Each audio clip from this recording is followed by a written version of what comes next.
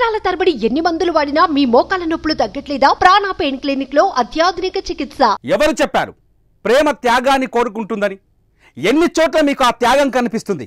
ఎక్కడ ఆ త్యాగం హింసను ఆపుతుంది? ప్రేమంటే పచ్చి స్వార్థం, ప్రేమంటే కామం, ప్రేమను కాదంటే ఉన్మాదం. ఈ మాటలు కొందరికి చేదుగా ఉండొచ్చు, మరికొందరికి కోపాన్ని తెప్పించవచ్చు. కానీ లోకంలో జరుగుతున్నది ఇదే. నిత్యం మనం చూస్తున్నది కూడా ఇవే.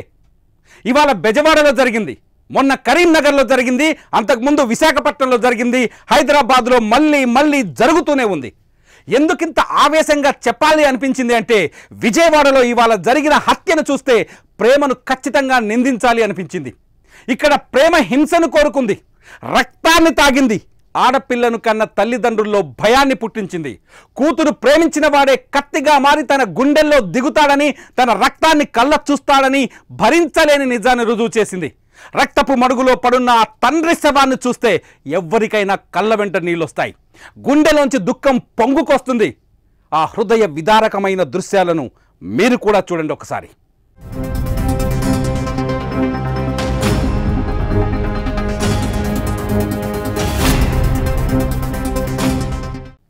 ఏ తండ్రైనా ఏం చేస్తాడు?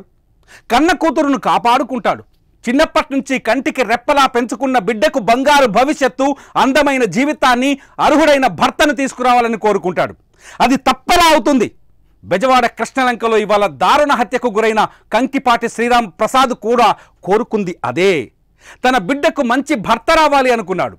కడుపు మార్చుకొని, కష్టాలను ఓర్చుకొని బిడ్డలను పెంచి పెద్ద చేశాడు.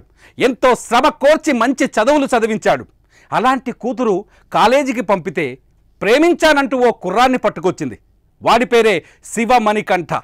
ఆ శివమణికంఠే ఇవాళ ఆమె తండ్రిని చంపేశాడు. ఇది ప్రేమ ఎలా అవుతుంది? అమ్మాయి నిన్ను ప్రేమించినప్పుడు ఆమె తండ్రిని గౌరవించాలి కదా. అప్పుడే కదా ప్రేమకు గౌరవం ఇచ్చినట్టు, అప్పుడే కదా నీ ప్రేమ నిజమైనట్టు. ఆవేశానికి పోయి అన్యాయంగా ఆ అమ్మాయి తండ్రిని బలి తీసుకున్నాడు శివమణికంఠ. ఇక్కడ అతని ప్రేమ కోరుకున్నది ఏంటి? హింసనే కదా. ఇందులో నిజాయితీ ఉందా? రక్తపు మడుగులో పడున్న శ్రీరామ్ ప్రసాద్ డెడ్ బాడీని చూసి మీరే నిర్ణయించండి.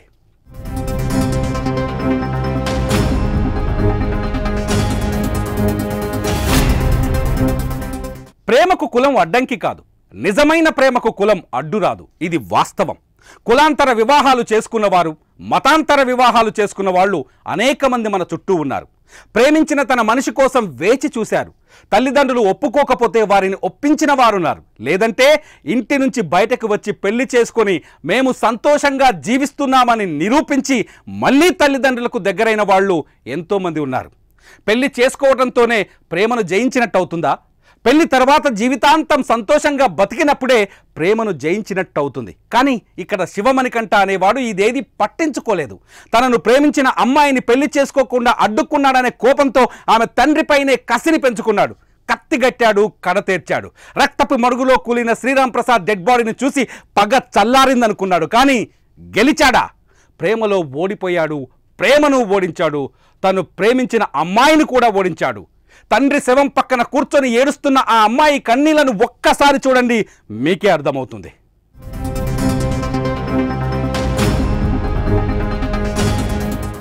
ఇరవై 25 ఏళ్ళు అల్లారు ముద్దుగా పెంచుకున్న నీ కూతురును నాకిచ్చేయు అనగానే ఏ తండ్రైనా ఇస్తాడా?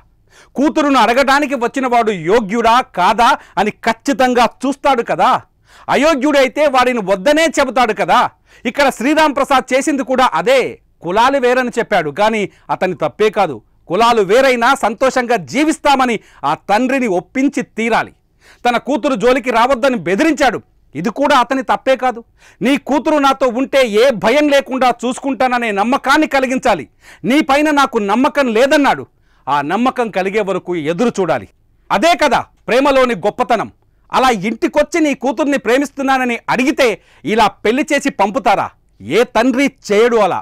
శ్రీరామ్ ప్రసాద్ కూడా తన కూతురు సేఫ్టీని చూసుకున్నాడు, అదే కోరుకున్నాడు. అందుకే శివమణికంఠను బెదిరించాడు. ఆ తండ్రి బాధ్యతను పగలా ఫీల్ అయిన శివమణికంఠ అన్యాయంగా అతన్ని పొట్టన పెట్టుకున్నాడు.